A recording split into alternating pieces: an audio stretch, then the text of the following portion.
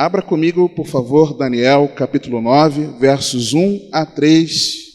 Diz-nos assim a santa e poderosa palavra de Deus. No ano 1º de Dario, filho de Assuero, da linhagem dos Medos, o qual foi constituído rei sobre o reino dos caldeus. No 1º ano do seu reinado, eu, Daniel, entendi pelos livros que o número dos anos de que falara o Senhor ao profeta Jeremias, em que haviam de cumprir-se as desolações de Jerusalém, era de 70 anos.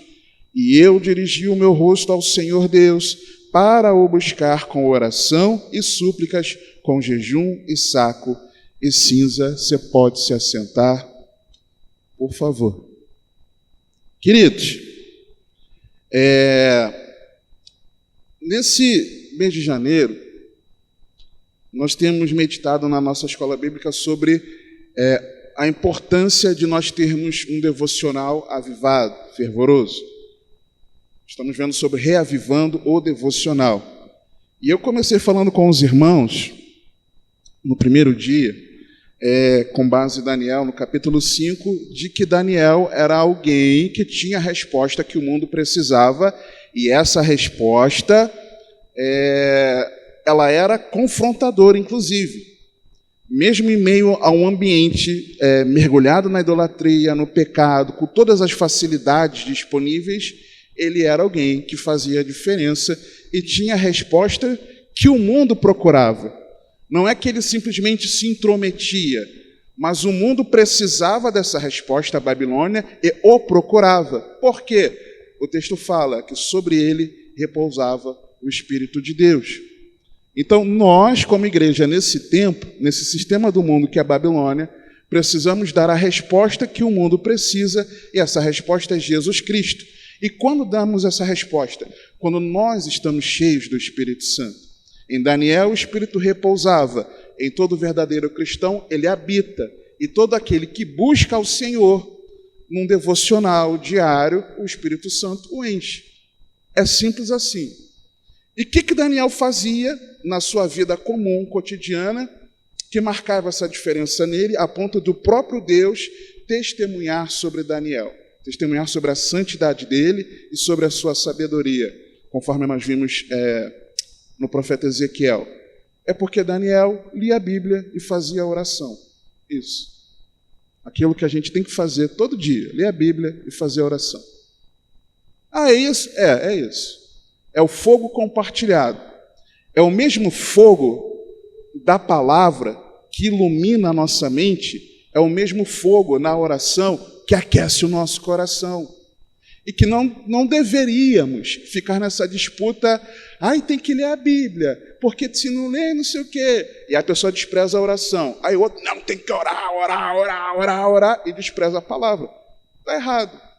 Os dois estão certos naquilo de bom de ler a palavra e no da vida de oração.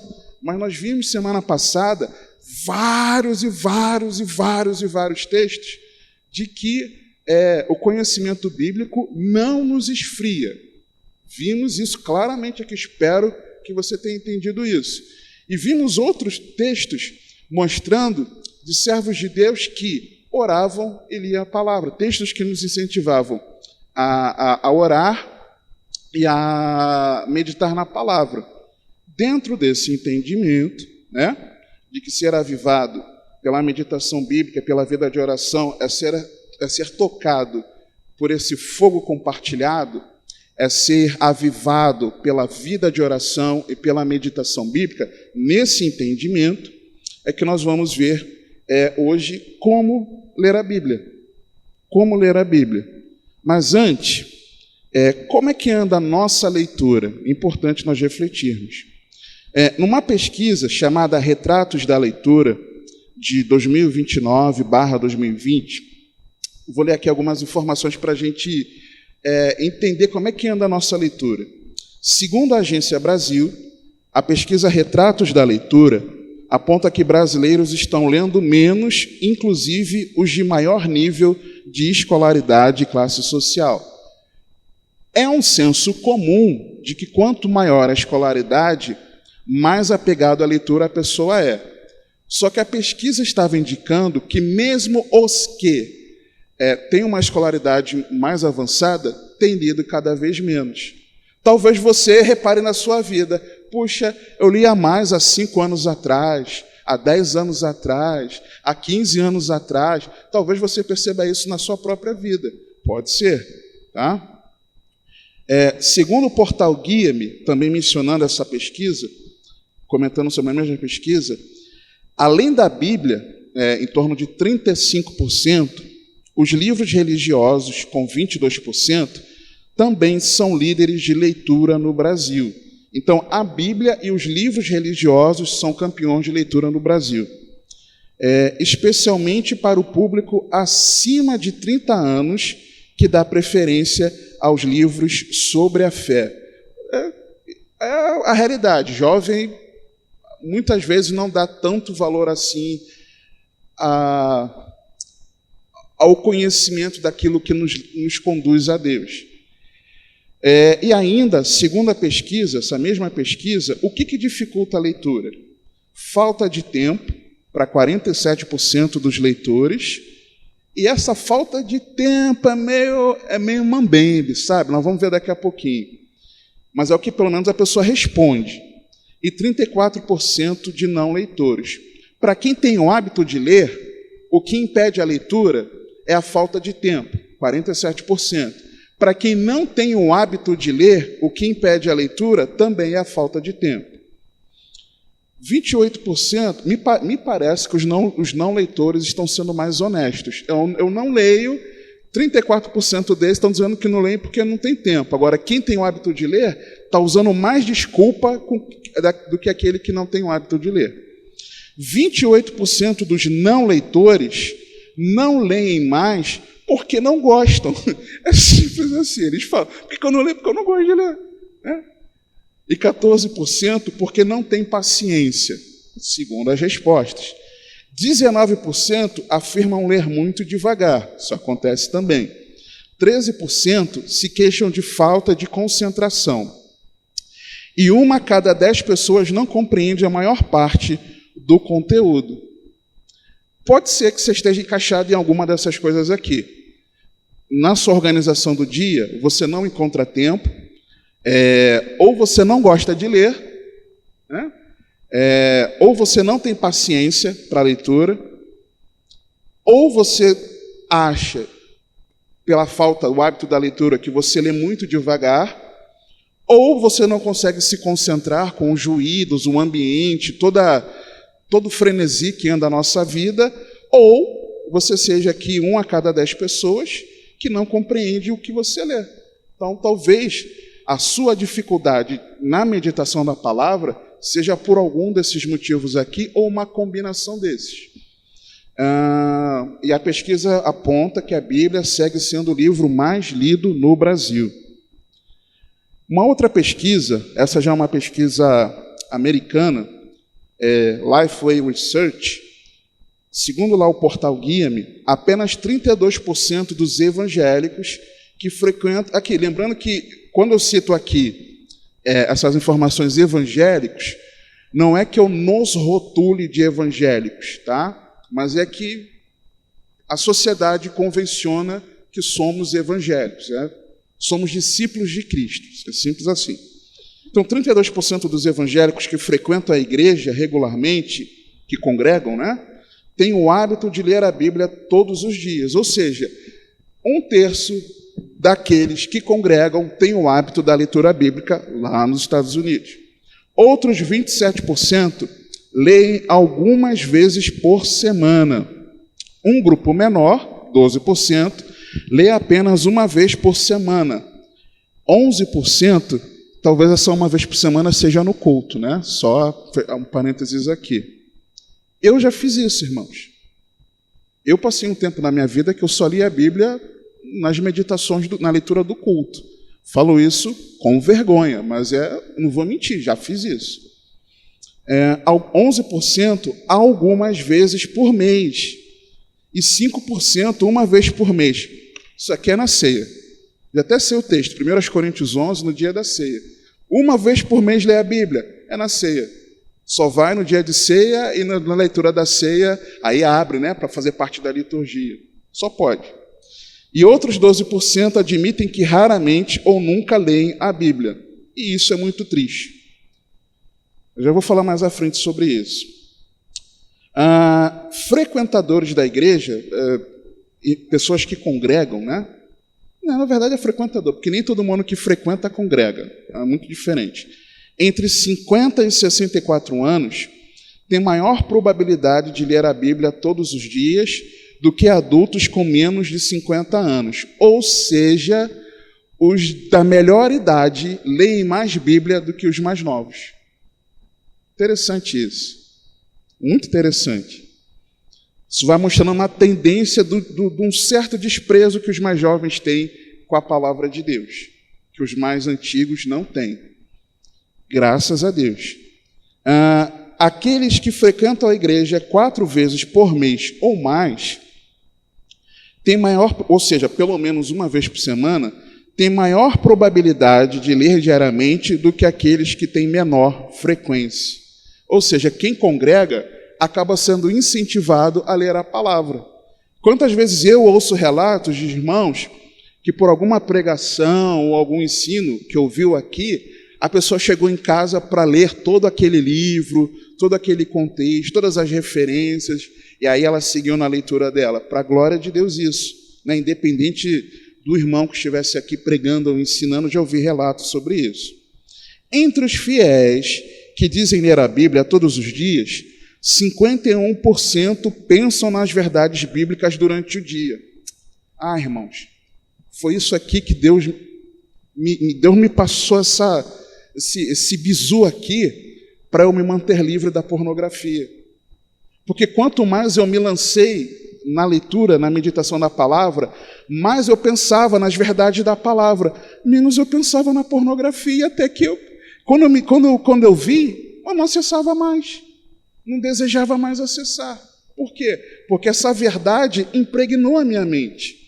A gente precisa entender isso. Quanto mais regular o hábito de leitura da Bíblia, mais é provável que os frequentadores de igreja sintam falta desse tempo com Deus. Quem tem o hábito do seu devocional, quando não consegue, por circunstâncias, faz uma falta, irmãos. Dói. Tem dia, aquilo que eu falei a semana passada, que eu não quero ler a Bíblia, tá? Tem dia que eu não quero. Aí, quando eu estou nessa onda, aí de repente eu começo a sentir uma agonia dentro de mim. Aí eu sei o que é, mas eu deixa pra lá, não estou afim de ler, né? E aí eu vou tal. Aí quando eu faço isso por alguns, assim, 1, 2 dias, né? Eu fico desesperado de fome. Eu estou faminto.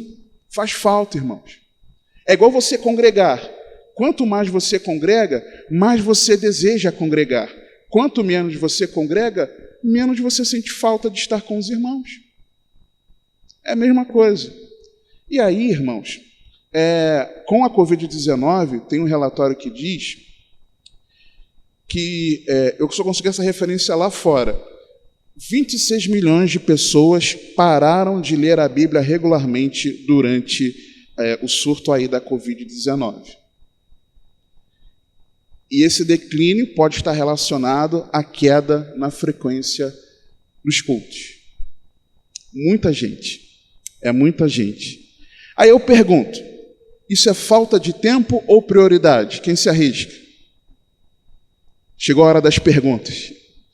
Na minha pergunta você responde. É falta de tempo ou prioridade?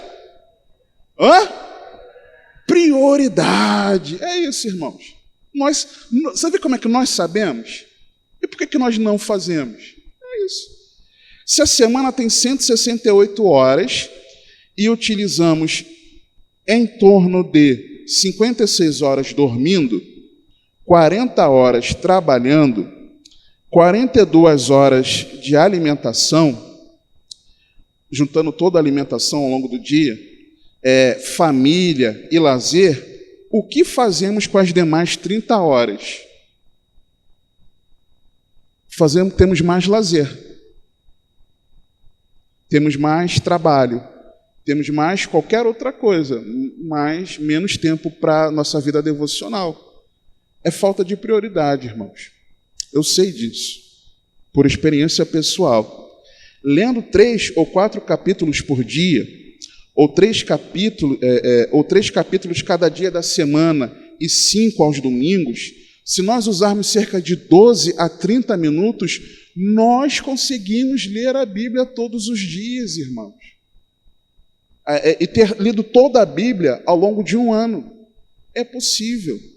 Dá para fazer. Eu falo por experiência pessoal. Eu, vergonhosamente, eu só li a Bíblia toda se eu não estiver enganado, no ano de 2016.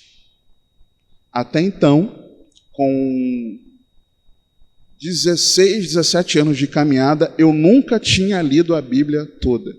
Falo isso com muita vergonha. Nunca tinha lido nem o Novo Testamento todo. Eu falo isso vergonhosamente.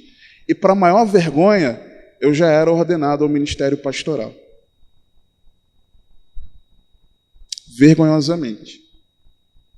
Vergonhosamente. E aí, nós precisamos ler a palavra de Deus com regularidade, com dedicação, com prazer, com prioridade e querendo colocar em prática. Só que não é fazer uma mera leitura, irmão. Não é só, vou ler a Bíblia. Mas é meditar nas Escrituras em oração, é regar com a oração e com a reflexão, com a motivação certa de nós ouvirmos a voz do Espírito Santo e saber qual é a vontade de Deus para a nossa vida.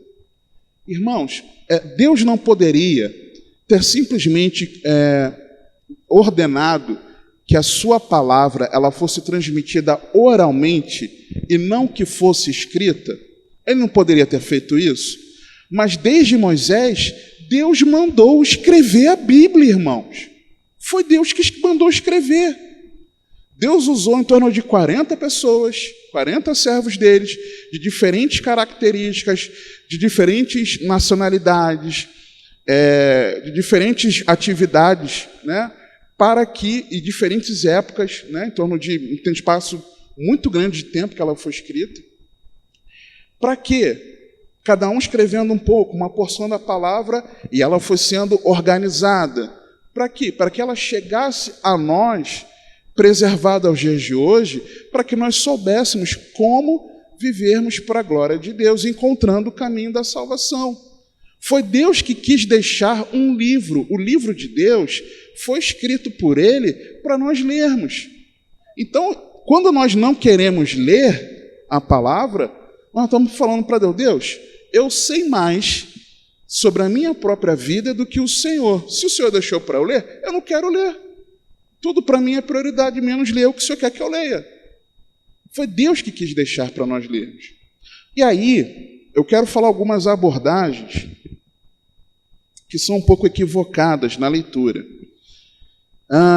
Uma primeira delas, chamar aqui de leitura GPS, é quando nós lemos a palavra como um mapa, como se nós estivéssemos ligando o Google Maps, Google Maps, né?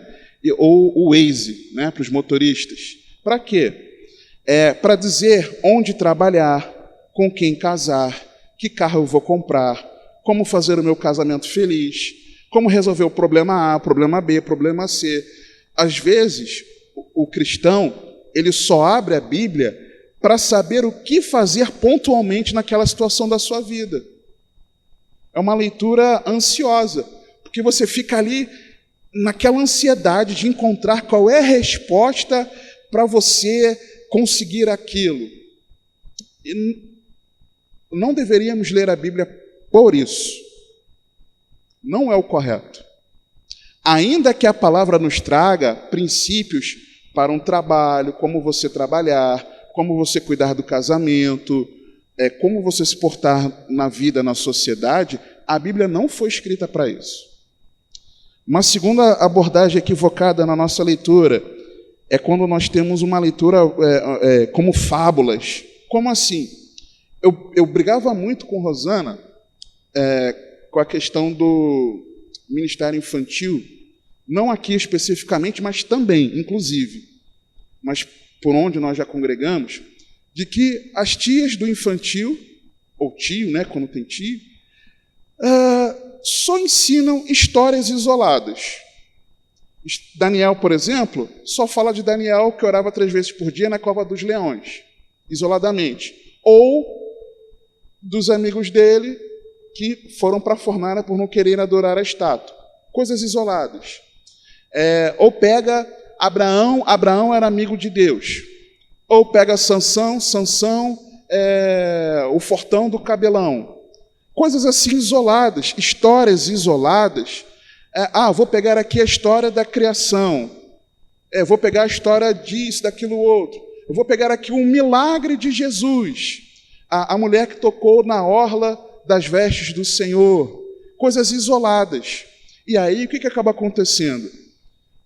Nós temos um conhecimento muito assim, generalista, de várias histórias, mas não temos o entendimento da Bíblia, do porquê que ela foi escrita.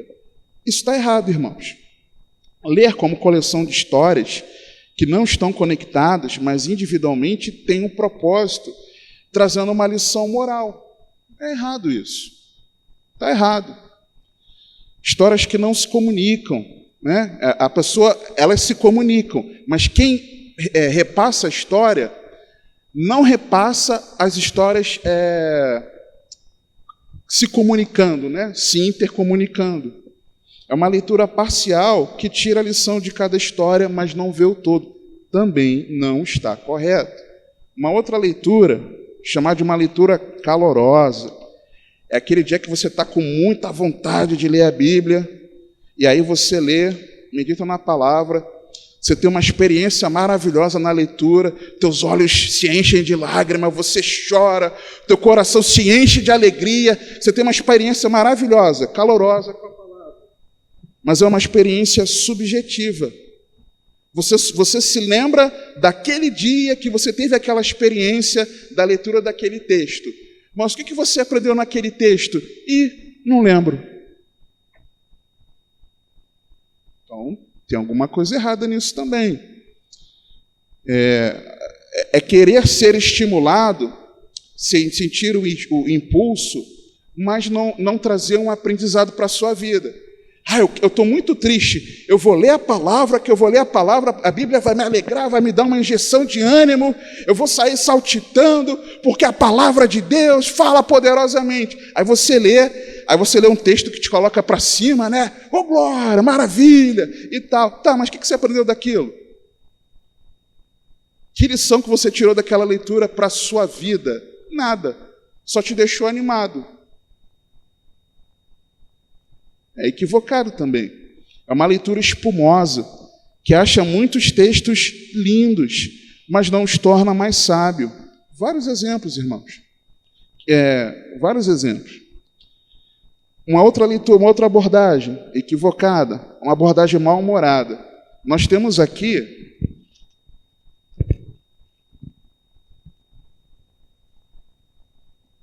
nosso plano de leitura, né? Nosso pastor Alan, final de 2017, ele preparou o plano de leitura para nós, para nos ajudar a mergulharmos na palavra. Quem segue o plano de leitura, e a minha recomendação é que todos nós sigamos, minha orientação, e é a orientação do pastor Júlio também, com certeza do pastor Marconi, é de nós seguirmos a nossa leitura diária. Só que aí, lembra que eu falei que tem dia que eu não quero ler a Bíblia? Você lembra disso, não lembra? Você imagina se o dia que eu não estou afim mesmo, eu vou ler, já aconteceu várias vezes, de eu ler contra a minha vontade, e eu fazer uma... se eu não ler, né? Meu Deus, tá aqui uma lacuna grande aqui, que tem vários dias que eu não estou lendo. Se eu não ler, eu não vou ficar em dia, vai dar problema. Vão me perguntar, aí eu não vou poder mentir, né? Vou ter que falar a verdade, vou passar vergonha porque eu não estou lendo. Aí eu vou ler, mas eu vou ler de mau humor. Eu vou ler contra a minha vontade. Eu vou ler porque se eu não ler vai ficar feio. É uma leitura mal-humorada. É uma vaga sensação de obrigação. Eu tenho que marcar, porque se eu não marcar aqui tudinho, no final do ano tiver vazio, vai ficar feio. Então eu tenho que marcar, né? Eu tenho que pagar um imposto da minha leitura bíblica. Essa vida cristã de ter que ler a Bíblia, uma porção todo dia, onde já se viu, eu vou gastar 15 minutos do meu dia lendo a Bíblia, tem mais coisa para fazer, mas tem que pagar o imposto, né, da leitura bíblica. Está errado. É uma leitura mal-humorada. Uma outra abordagem é de nós fazermos aquela leitura do herói como hall da fama moral. Hall da fama moral, que dá exemplos de gigantes espirituais heróicos a imitar. Então, é uma busca desesperadora de você ter o mesmo padrão do que aquelas pessoas alcançavam. Eu tenho que ser como fulano foi na Bíblia. Quer ver um exemplo? Hebreus 11. O que nós encontramos em Hebreus 11, além daquela definição sobre fé? Encontramos o quê em Hebreus 11? Você lembra? Tenho certeza. Falar de várias pessoas. Oi? Os heróis da fé? Ótimo, é isso mesmo. Só que aí, nós não entendemos o sentido de Hebreus 11. Porque Hebreus 11 termina falando de que eles, sem nós, não alcançariam o que nós alcançamos. Ou seja, a formação da igreja, a salvação que há em Cristo Jesus. Então, nós queremos alcançar o padrão de que aqueles homens alcançaram. Não, se ele fez, eu tenho que fazer também. Se Moisés estendeu o cajado, o mar se abriu, eu vou estender o cajado profeticamente aqui e o mar vai se abrir também, da dificuldade diante de mim. E o mar se abre. Você acha que tem que ser o herói da fé? Tem que ser como o herói da fé. Davi matou um urso e um leão, vou matar também. Nós queremos viver o que aqueles irmãos viveram, mas nós não entendemos o sentido da verdade daquele texto. Hoje em dia também existe uma busca desesperada pelos heróis da fé, irmãos nossos, que Deus usou grandiosamente e que, depois que a Bíblia terminou de ser escrita, ao longo da história, grandes homens e mulheres de Deus que nos ensinam e nos motivam grandes coisas. Eu vejo gente que fica desesperado para alcançar o padrão de determinados homens, pregadores, missionários, avivalistas. Mas não está escrito na Bíblia que eu tenho que ser igual a eles, gente. A Bíblia diz que eu tenho que ser igual a quem? Imitador de quem? E ponto final. Então, às vezes a gente lê a Bíblia, eu tenho que ser esse padrão aqui. Não, você tem que ser imitador de Jesus. É isso.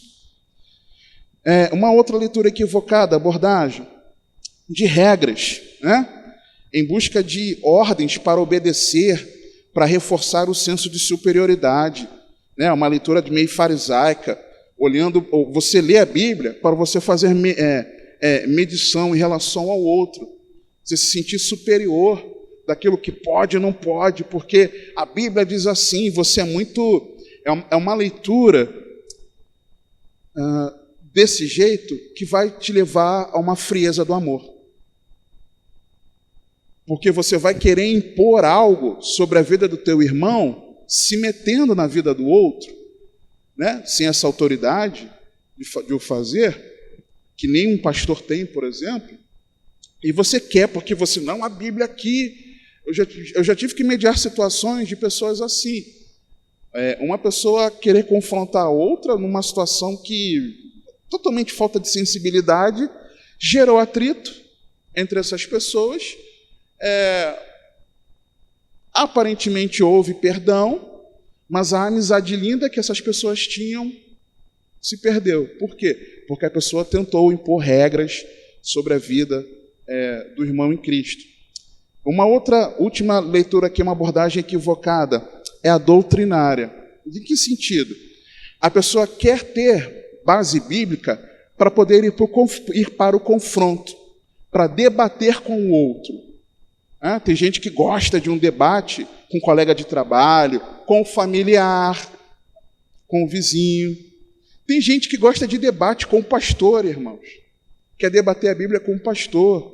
Tem gente que gosta disso. Não é que não possa conversar. Pode e deve. Tirar dúvidas. Eu não entendi tal coisa. Será que não está errado? O senhor falou assim, assim, assim. Eu já vi, irmãos. Agora que eu vi que eu ofendi aqui o microfone com a minha saliva. Perdão, irmãos. Eu já vi aqui, na nossa igreja, alguns anos, talvez uns 4 anos atrás, o pastor Sandro terminou uma lição de escola bíblica. Veio um irmão para mim de uma forma muito desaforada, eu estava junto porque eu estava do lado, eu ouvi, ninguém me contou, de uma forma muito desaforada. Mas vem cá, precisava ter falado tal coisa, assim, assim, assim, assim, porque as pessoas, irmãos, vão ficar pensando tal coisa. Aí eu só fiz assim. Aí eu olhei para ele, aí eu olhei para o pastor Sandro naquela paciência dele, né? Não, meu irmão, o senhor me deu a direção, foi importante para a nossa compreensão da aula. O irmão foi tirar satisfação assim, cheio de marra, com o pastor Sandro. Eu ia responder, irmãos. É que eu vi o jeito que ele, com sabedoria, cheio do Espírito Santo, ele lidou com a situação, eu já ia cuspindo marimbondo. Eu sou calmo. Mas quando eu fico nervoso. Alguns irmãos já experimentaram isso. Eu fico nervoso. Eu ia cuspindo marimbondo. É uma pessoa que não congrega mais aqui, esse irmão, infelizmente. Mas a gente quer se municiar de conhecimento bíblico para arrotar conhecimento. O conhecimento incha, mas o amor edifica. É isso. Então, como meditar na palavra de Deus, irmãos?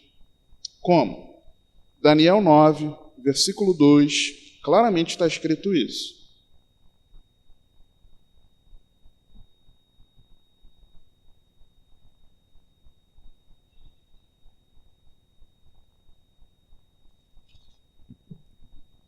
No primeiro ano do seu reinado, eu, Daniel, entendi pelos livros que o número dos anos de que falara ao Senhor, ao profeta Jeremias, em que haviam de cumprir-se as desolações de Jerusalém, era de 70 anos. Daniel entendeu pelos livros. Como é que eu leio a Bíblia? Com entendimento. É assim que eu leio a Bíblia. É assim que o servo de Deus lê a palavra de Deus. E dentro disso, alguns tópicos são importantes nisso. O primordial aqui é não perca o foco do tema central. Abra 2 Timóteo, por favor, capítulo 3. 2 Timóteo 3.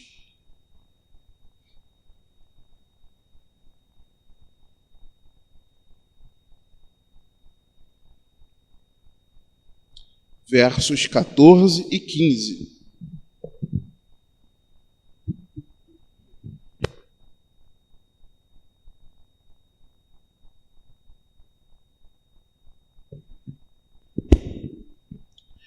Segunda Timóteo 3, versos 14 e 15.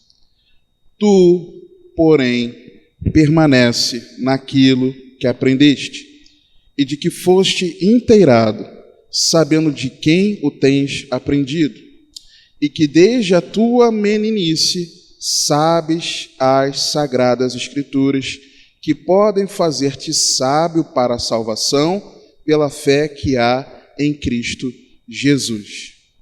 Aqui está contido o tema central da Bíblia, já vou voltar ao versículo, deixa a Bíblia aberta. Nós podemos ler a palavra de Deus para entender o que ela diz. Por exemplo, olhando para trás e saber aquilo que estava acontecendo na época. É importante. Podemos ler a Bíblia até para que a Bíblia nos leia, faça uma leitura do nosso ser, do nosso íntimo, né? Não é para tirar lições para outra pessoa. Ah, isso aqui o fulano tinha que estar lendo. Não, você tem que estar lendo, traz para você, né? Para que o nosso próprio coração seja revelado por Deus, a fim de nós sermos transformados à semelhança de Cristo. Para ler a nossa história, o nosso tempo, né? A Bíblia é atual e ensina para hoje. Da mesma forma, Daniel, na Babilônia, os servos de Deus, nesse sistema babilônico que nós estamos. Para entender quem a escreveu, conhecer a Deus por aquilo que Ele revelou na sua palavra. Estudamos aqui ano retrasado, se eu não estiver enganado, os atributos de Deus. Pastor Júlio nos ensinou os atributos de Deus. Podemos ler a Bíblia para tudo isso, mas, essencialmente, conforme Paulo relatou aqui a Timóteo. Versículo 15. E que desde a tua meninice sabes as Escrituras que podem fazer-te sábio para a salvação pela fé que há em Cristo Jesus. O tema central da palavra de Deus é nós conhecermos a Jesus Cristo, porque todo o texto bíblico é sobre Jesus. De Gênesis a Apocalipse. Tudo é sobre Ele, aponta para Ele, para a cruz, para o túmulo vazio, para a sua volta, para o seu reinado, para a eternidade com Ele. Toda a Bíblia é sobre Jesus. Se você vai ler a Bíblia e você percebe que você não está encontrando Jesus ali, naquele contexto, sua leitura ou a minha ainda não está ideal. Se nós lemos todo o livro de Gênesis, estamos na nossa meditação, e não enxergamos Jesus, tem algo errado conosco. A começar de Gênesis 1:1. No princípio criou Deus os céus e a terra. O que João 1 nos diz? Que no princípio era o verbo estava com Deus, o verbo era Deus. Então, a começar dali, toda a Bíblia fala sobre Jesus. Aí você vai avançando na palavra, nós vemos isso. Abra comigo Lucas 24. Jesus disse isso, inclusive, irmãos. Não é que eu estou inventando isso, não. Foi Jesus que falou, tá? Lucas 24, 25 a 27, Jesus e os discípulos no caminho de Emaús. E ele lhes disse: ó nécios e tardos de coração, para crer tudo que os profetas disseram. Tudo que os profetas disseram onde? Na Bíblia. Jesus esperava que os discípulos soubessem a Bíblia.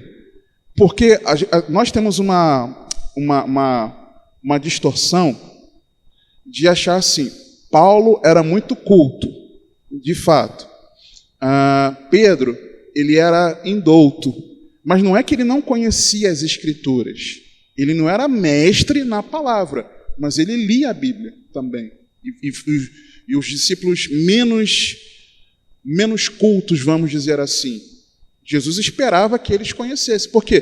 Porque o judeu lia a Bíblia, irmãos.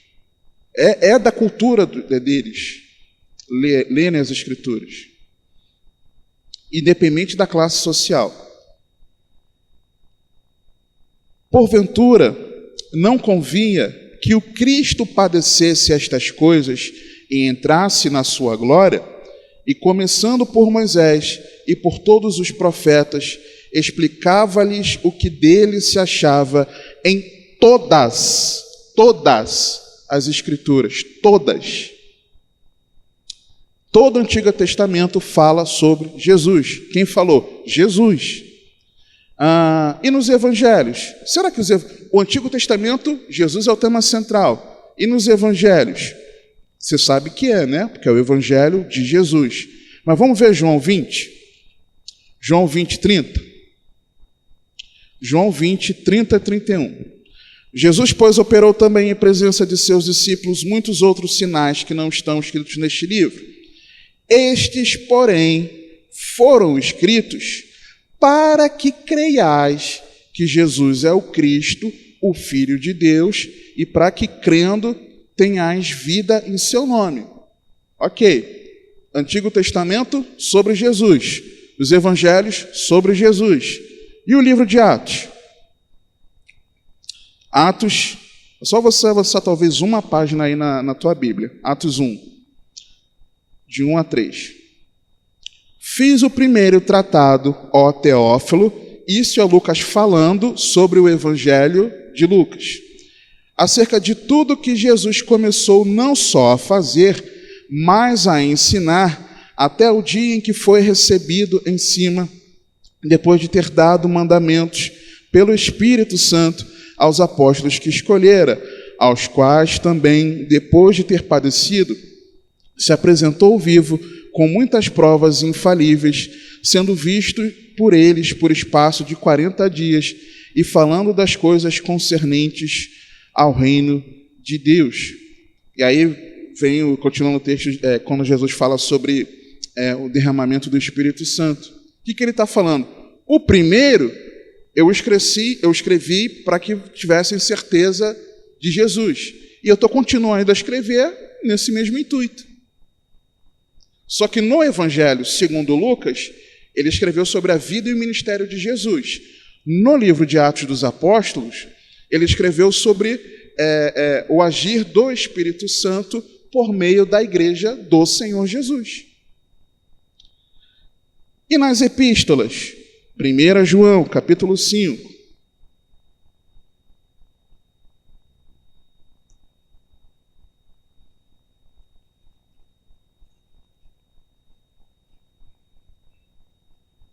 Versículos 10 a 13.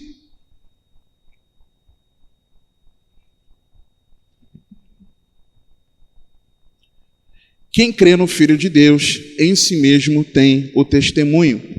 Quem a Deus não crê, mentiroso o fez, porquanto não creu no testemunho que Deus de seu Filho deu. E o testemunho é este, que Deus nos deu a vida eterna, e esta vida está em seu Filho.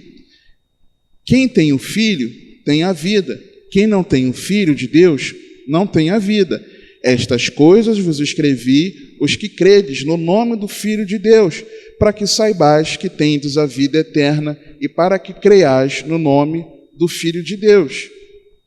Em várias outras epístolas, nós vemos coisas semelhantes. E o livro de Apocalipse, que muita gente tem medo de ler. Apocalipse 1, versos 1 a 3.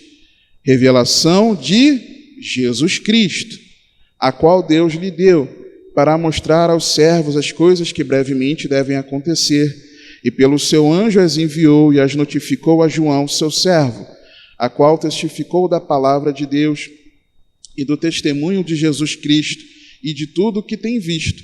Bem-aventurado aquele que lê e os que ouvem as palavras desta profecia e guardam as coisas que nela estão escritas, porque o tempo está próximo. Toda a palavra de Deus é sobre Jesus. Se nós não estamos enxergando Jesus, tem algo errado. O propósito central das Escrituras é nos conduzir e nos manter na fé em Jesus Cristo, Filho de Deus. A abordagem correta na meditação, na pregação, nos ensinos bíblicos é o Evangelho, pois mesmo que cada passagem ela traga uma aplicação prática daquela passagem, nós temos sim, podemos extrair lições dela, tudo que está na Bíblia contribui para um plano geral, soberano de Deus, que é a da redenção. De Cristo veio para nos salvar e voltará para nos buscar e punir aqueles que rejeitarão a Deus. A mensagem central da Bíblia é essa. As outras coisas, por mais que sejam muito importantes, elas são periféricas a isso. Tá? Tudo é sobre Jesus Cristo, ele é o tema central. Então, a primeira coisa que devemos fazer é termos em mente o tema central da palavra de Deus. Segundo, conheça toda a Bíblia. toda a Bíblia. 2 Timóteo, capítulo 3, logo após aqueles versículos que nós lemos, Paulo ele complementa algo muito importante quando ele diz o seguinte: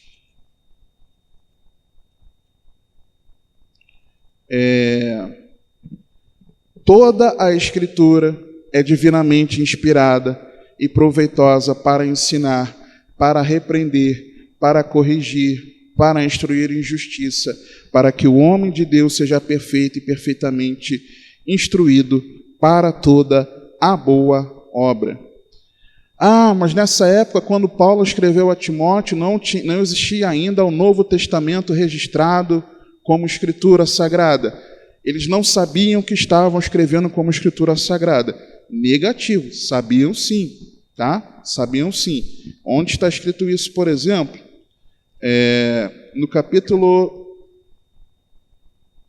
1 Coríntios,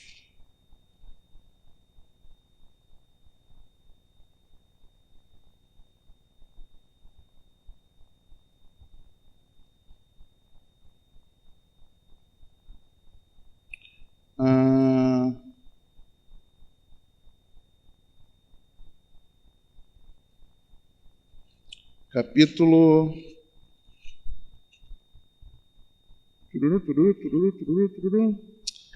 2 Coríntios, capítulo 3.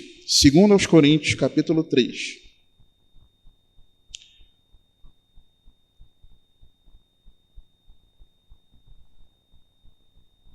A partir do verso 1.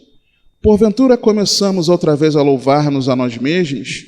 Ou necessitamos, como alguns, de cartas de recomendação para vós, ou de recomendação de vós? Vós sois a nossa carta escrita em nossos corações, conhecida e lida por todos os homens, porque já é manifesto que vós sois a carta de Cristo, ministrada por nós e escrita não com tinta, mas com o Espírito do Deus vivo, não em tábuas de pedra, mas nas tábuas de carne do coração, e é por Cristo que temos tal confiança em Deus. Não que sejamos capazes por nós de pensar alguma coisa como de nós mesmos, mas a nossa capacidade vem de Deus, o qual nos fez também capazes de ser ministros de um novo testamento, de uma nova aliança, não da letra, mas do Espírito, porque a letra mata e o Espírito vivifica. E não vou explicar esse texto aqui, que muitos entendem errado também. Talvez mais à frente. Quer ver um outro texto? 2 Pedro.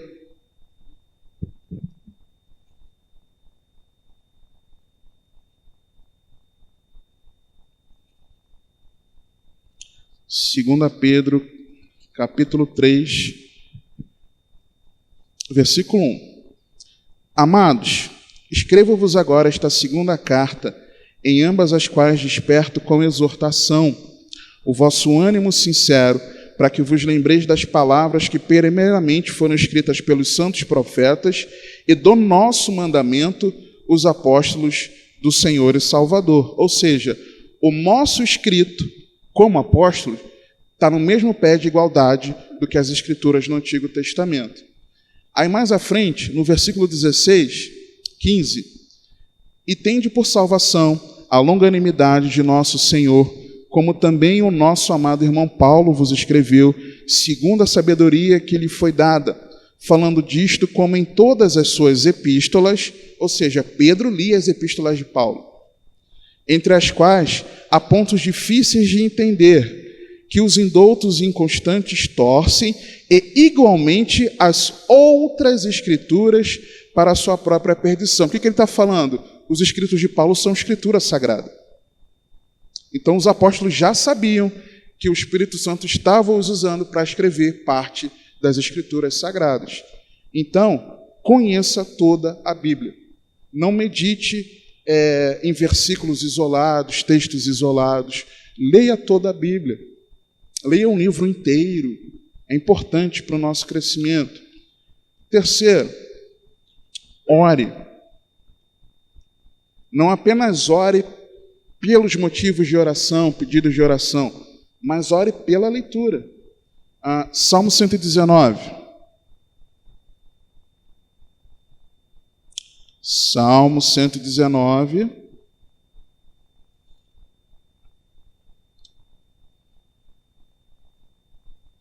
versículo 26 a 34.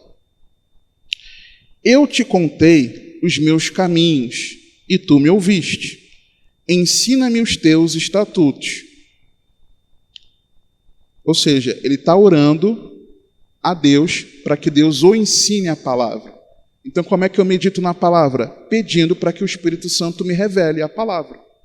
Tem que orar antes da leitura.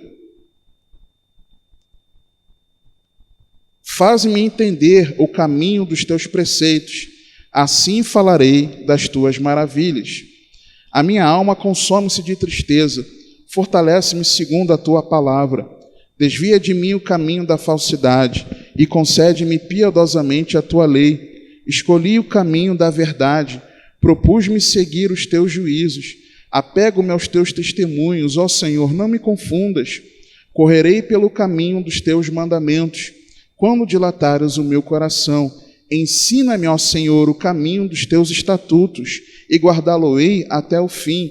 Dá-me entendimento, e guardarei a tua lei, e observá-la-ei de todo o meu coração.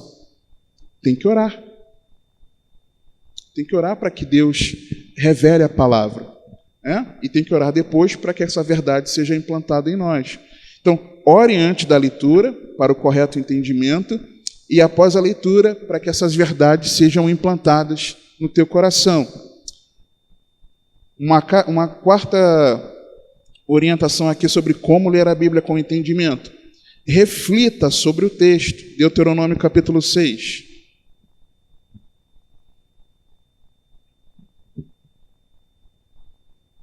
Leia a Bíblia, mas rumine nela. Deuteronômio 6 é um texto do chamado Shema judaico, que o judeu desde novo ele recita.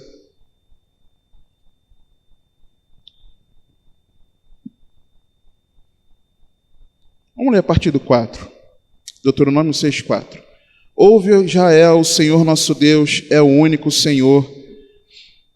Amarás, pois, o Senhor teu Deus de todo o teu coração e de toda a tua alma, de todas as tuas forças. E essas palavras que hoje te ordeno estarão no teu coração, e as ensinarás a teus filhos, e delas falarás assentado em tua casa, e andando pelo caminho, e deitando-te e levantando-te, também as atarás por sinal na tua mão, e te serão por frontais entre os seus olhos, e as escreverás nos umbrais de tua casa e nas tuas portas. Ou seja, leu aquela porção do texto, em todo o seu dia a dia, vá refletindo sobre esse texto. Nos umbrais da tua porta, na tua roupa, conversando com a tua família, refletindo sobre o texto da palavra. Só que aí, uma dica, né? Às vezes a gente não entende, muitas vezes. Então, leia a passagem ou o versículo lentamente, e em seguida, pense cada frase ou sentença, colocando-as em sua própria palavra. Leu o texto de um jeito, ok, foi isso que eu entendi. Fale o que você entendeu desse texto, né? Se tiver dificuldade nesse exercício, leia novamente o texto que você teve dúvida em outra versão. O nosso ministério, Igreja Bíblica Cristã, recomenda versões, traduções baseadas no texto Receptus. Que versões são essas? Almeida, Corrigida e Fiel, Almeida, Revista e Corrigida, e a Bíblia King James, 1611, a Reina Valera em português. Recomendamos estas versões. Mas existem nessas versões, às vezes, frases, palavras, nós não estamos entendendo. Não é pecado, se você não conseguiu entender, você pegar uma outra versão, numa linguagem mais atual, e você ler o texto ali. Ah, é isso que está dizendo. Ok, você entendeu, ponto. Né? Então faça isso, sem problema nenhum. faça anotações e marcações aqui, ó. Tem gente que eu não gosto, mas eu faço.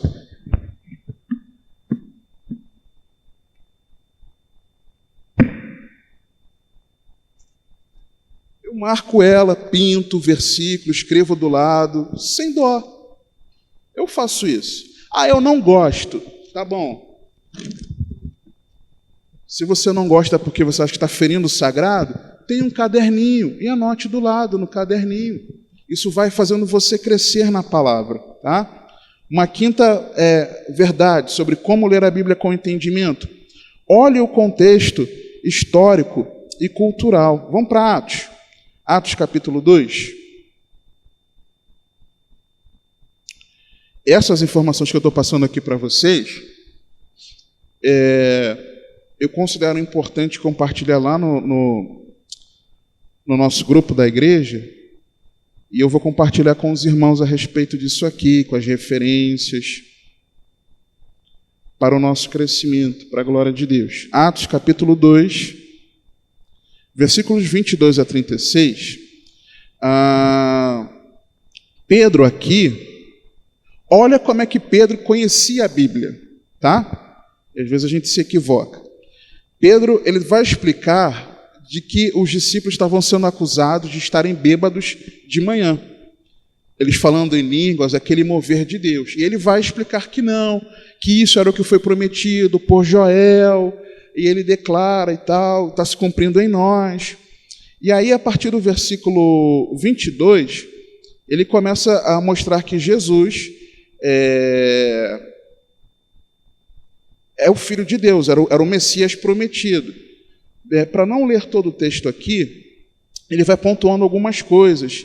Ele menciona aqui, por exemplo, no versículo 25, porque dele disse Davi, sempre via diante de mim o Senhor, porque está à minha direita, para que eu não seja abalado.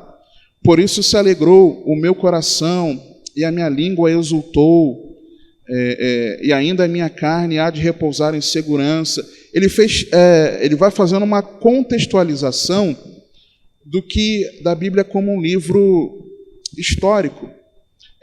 Por exemplo, vou dar um salto aqui, versículo 34, quando ele diz assim, Pedro falando, porque Davi não subiu aos céus, porque ele sabia que Davi foi sepultado, né? Conhecimento da história de Israel, Davi foi sepultado. Mas ele próprio diz, disse o Senhor ao meu Senhor, assenta-te à minha direita até que ponha os teus inimigos por escabelo dos teus pés. Saiba, pois, com certeza toda a casa de Israel, que a esse Jesus, a que vós crucificastes, Deus o fez Senhor e Cristo. Ou seja, ele sabia usar o contexto. Pedro, o indouto, mas ele lia a Bíblia, tá?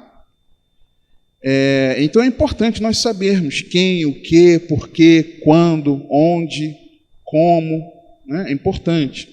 Uma sexta verdade, Atos 2 ainda,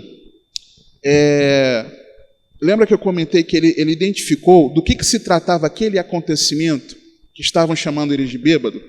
No versículo 14, ele diz assim, Pedro, porém, pondo-se em pé com os 11, levantou a sua voz e disse-lhes, homens judeus e todos os que habitais em Jerusalém, seja-vos isto notório e escutai as minhas palavras. Estes homens não estão embriagados como vós pensais, sendo a 3ª hora do dia, 9 horas da manhã.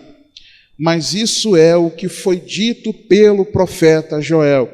E nos últimos dias acontecerá, diz Deus, que do meu espírito derramarei sobre toda a carne, e os vossos filhos e as vossas filhas profetizarão.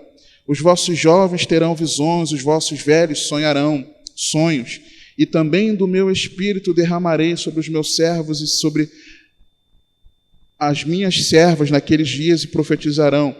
E farei aparecer prodígios em cima no céu e sinais embaixo na terra, sangue, fogo e vapor de fumo.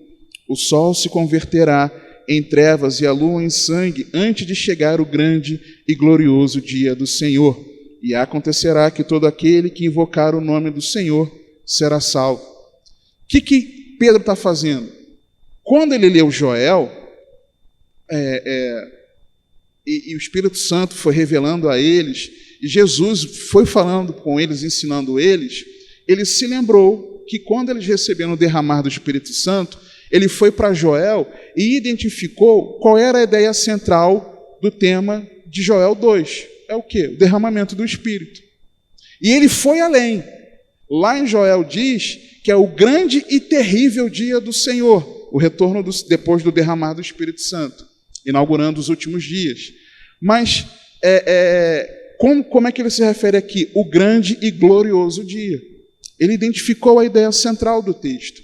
Tem gente que pega Joel 2, faz cada viagem, um negócio assim meio doido, mas Pedro identificou ali o tema central. Então é importante nós sabermos nisso,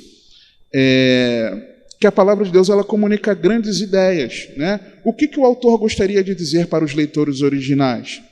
Qual é a grande ideia nessa frase, nesse parágrafo, nesse capítulo, nessa porção? Pedro sabia o que Joel quis dizer aqui, que nos últimos dias o Espírito Santo seria derramado, como aconteceu agora. É identificar a ideia central. Uma outra verdade, aplique o significado do texto. Atos 2, versículo 37. Como assim? Eu li, eu sei que o tema central é Jesus. Eu leio toda a porção das Escrituras. Ok, estou entendendo isso. Estou pegando a ideia central. Ok, muito bem. Mas e aí? O que eu faço disso para a minha vida? Atos 2, 37 a 39. E ouvindo eles isto, compungiram-se em seu coração e perguntaram a Pedro e aos demais apóstolos: que faremos, homens e irmãos? Ou seja, você lembrou a mim o que a Bíblia dizia, entendi, vocês não estão bêbados, vocês receberam o derramar do Espírito Santo. E isso foi cumprido a partir de Jesus, que é o que batiza no Espírito Santo, que foi morto por causa dos nossos pecados em nosso lugar, subiu aos céus, mas ele voltará. Ok, e o que nós fazemos então, já que nós matamos a Jesus? Aí ele responde, traz a aplicação daquilo, e disse-lhes Pedro: arrependei-vos, e cada um de vós seja batizado em nome de Jesus Cristo, em remissão de pecados, e recebereis o dom do Espírito Santo, porque a promessa vos diz respeito a vós, a vossos filhos, e a todos os que estão longe, a tantos quantos Deus, nosso Senhor, chamar. Nós precisamos ler a Bíblia aplicando para nós. No que esse texto transforma a minha vida? No que essa verdade transforma o meu viver? No que esse ensino na escola bíblica vai transformar a minha vida? No que a pregação, no culto, ela transforma a minha vida? No que o meu discipulado transforma o meu caminhar com Cristo? Nós precisamos aplicar o texto.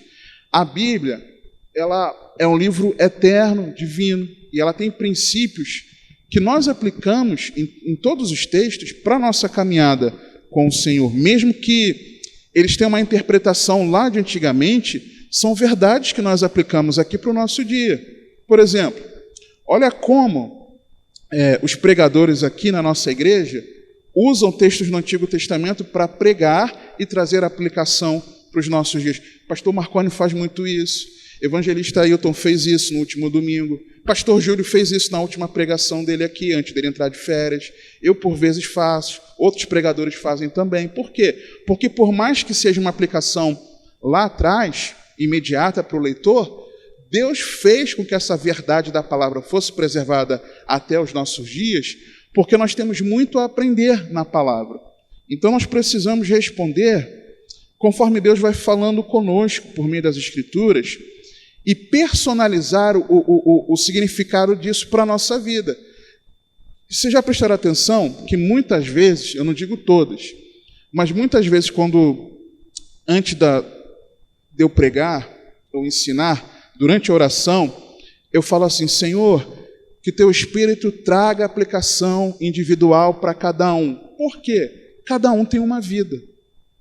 Cada um está passando uma dificuldade na sua família, no seu casamento, com seus filhos, no seu trabalho, de enfermidade, problema com o vizinho, sei lá, questões no trabalho, questões da sua caminhada de fé.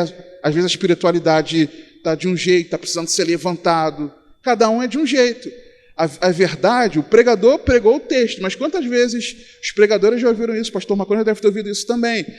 Pastor, quando você pregou aquela coisa, falou aquela frase ali, aquilo veio em mim. Aí às vezes a gente pergunta: eu falei isso?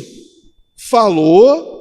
Não, não falei não. Aí você pensa assim: pô, não coloquei isso nas anotações. Não, falou sim, isso. Era a resposta que eu precisava de Deus. Por quê? Porque o Espírito Santo sabe que cada um de nós precisa de uma aplicação prática para a nossa vida, entendendo? E aí, dentro disso, algumas perguntas são importantes de serem feitas. O que essa passagem mostra sobre o caráter de Deus? Como eu posso conhecer mais sobre Deus nesse texto aqui? Deus é um Deus santo, Deus é um Deus justo, um Deus amoroso, misericordioso, paciente, que se ira todos os dias. Esta passagem comanda alguma coisa? É um mandamento de Deus? Eu tenho que fazer alguma coisa? Não, não é, ok. Mas se sim, esse comando é apenas para os ouvintes originais ou para mim também? É uma ordem para a igreja? É para mim também? Essa passagem promete alguma coisa? Tem gente que só enxerga promessa na Bíblia, né? Mas promete alguma coisa? Porque nem sempre é promessa. Se sim, essa promessa é apenas para os ouvintes originais ou para mim também? Uma outra pergunta interessante a você fazer: essa passagem, ela me traz um bom exemplo a seguir ou um mau exemplo a evitar? Nem tudo que está na Bíblia é para você fazer, mas está na Bíblia para você evitar, né? Então, é importante você e eu perguntarmos também. Essa passagem chama a atenção de pecados a confessar e se arrepender? E regularmente sim, irmãos. E nós fugimos. Como essa passagem me desafia ou me encoraja na caminhada cristã? Eu sou desafiado a ser uma pessoa de mais oração, a ser mais humilde, a ser mais manso. Sou desafiado nisso? Eu não tenho sido, não. Está me desafiando. Ou então está me encorajando, né? É importante. Outra pergunta: qual é a área do meu relacionamento com Deus onde eu gostaria de aplicar essa passagem? Mais uma: qual é a área do meu relacionamento com os outros onde eu devo aplicar essa passagem no meu relacionamento com o próximo? Outra coisa a se perguntar: qual é a área da minha vida onde eu devo aplicar essa passagem aqui? Olha, isso aqui está falando dessa área da minha vida. Eu preciso mudar nisso, fazer isso, colocar em ordem, porque a Bíblia está dizendo, a Bíblia é a palavra de Deus. Quais ações específicas eu planejo tomar nos próximos dias e semanas para viver essa verdade? Tem hora que a palavra ela nos coloca contra a parede. E você e eu precisamos tomar atitudes práticas em relação a isso. São perguntas a serem feitas. Um oitavo modo aqui, Atos no capítulo 8. Pergunte aos mais experientes. Como entender a Bíblia? Pergunte aos mais experientes. Não seja orgulhoso. Eu pergunto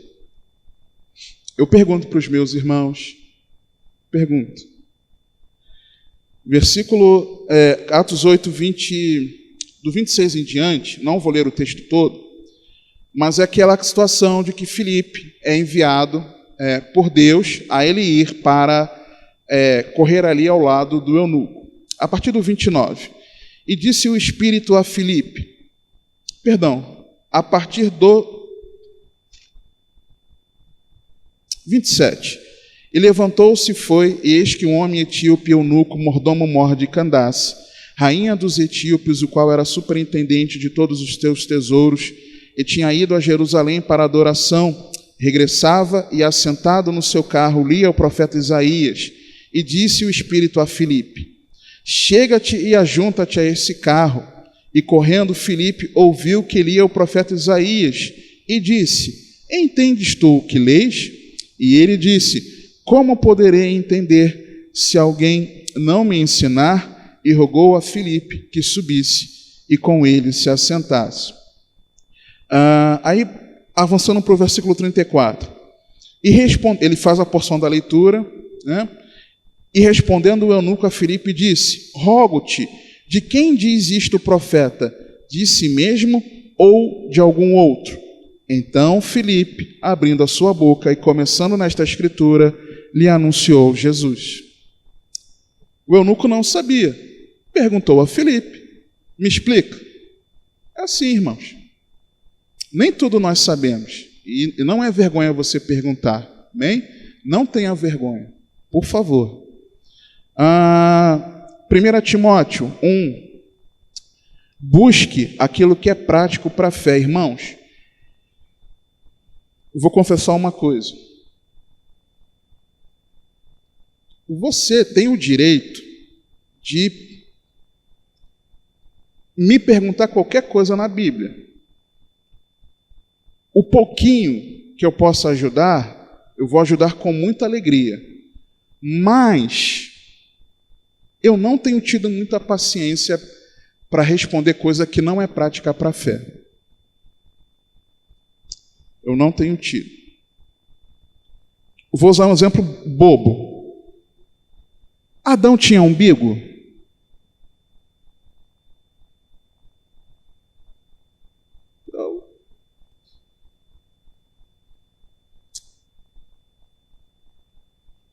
Não tenho paciência. Como vou confessar. Se você me perguntar coisas assim, e você vê que eu estou demorando a responder, você já está entendendo. 1 Timóteo 1, versos 3 e 4. Como te roguei quando parti para a Macedônia, que ficasses em Éfeso, para advertires alguns que não ensinem outra doutrina, nem se deem a fábulas ou a genealogias intermináveis, que mais produzem questões do que edificação de Deus, que consiste na fé, assim o faça agora. Questões práticas. Te ajuda a ser um cristão melhor? Te ajuda a amar mais a Deus? Te ajuda a você amar mais ao próximo? Te ajuda a ser mais humilde? Te ajuda a ser transformado pelo Espírito Santo? Ah, não, é curiosidade. Então, vai orar. Vai orar. Concluindo, uma muito importante, que tem muita ligação com isso, de quem não busca o que é prático para a fé, Deuteronômio 29, 29. Deuteronômio 29, 29.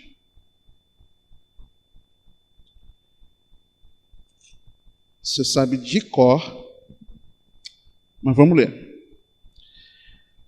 As coisas encobertas pertencem ao Senhor nosso Deus, porém as reveladas nos pertencem a nós e a nossos filhos para sempre, para que cumpramos todas as palavras da lei. Como ler a Bíblia com entendimento? Em 10º e último lugar, entregue a Deus toda a glória. E ponto. Tem coisa que Deus não quis revelar. E assim é. Simples assim.